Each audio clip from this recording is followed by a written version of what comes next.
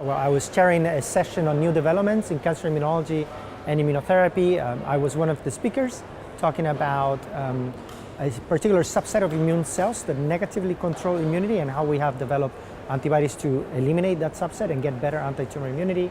And the rest of the session was actually quite dedicated at understanding the second bit of the picture. What is it that T cells recognize when they see cancer? How is that recognition regulated? And it finished with Sine Reker-Hadrup presenting data on new technologies that her lab is developing to try to identify those most important T cells in cancer. So it was a great session. It was a full house, lots of questions, but I think that what we got the most out of it in terms of potential biomarkers is the presence of these regulatory T cells being a negative player in the response to the response of the immune system against cancer, and how you can identify particular polymorphisms on a group of receptors called Fc receptors, that when you mix that presence of that polymorphism with a high level of infiltration in the tumor, it's more likely that those patients will respond to drugs such as ipilimumab, the anti-human CTLA-4 antibody.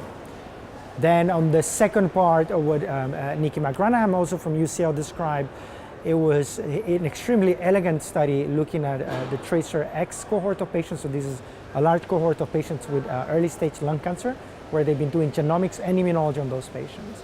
He showed data from the first 100 patients, and what he sort of describes is the co-evolutionary process between immune cells and the cancer, and how that process moves together, and how the tumor is trying to escape, meanwhile the immune system is trying to catch up.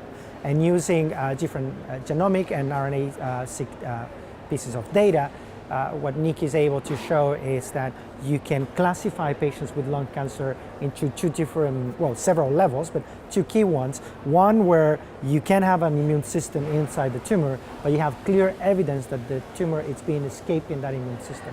And those patients, even in absence of immunotherapy, are less likely to survive longer. Meanwhile, the patients that have more immune system and then a couple markers that show absence of immune escape, of tumor escape, then those patients are the ones that do much better. And the very last one was I think that what Nikki shows also is obviously the relevance of mutations as a substrate of recognition of the tumor by the immune system. What I mean by that is that the mutations that are in a cancer cell are recognized as foreign entities by the immune system. So that's what the immune system sees. Now, to identify T cells that recognize those mutations is quite tricky. There are many technologies running around, but very, very tricky.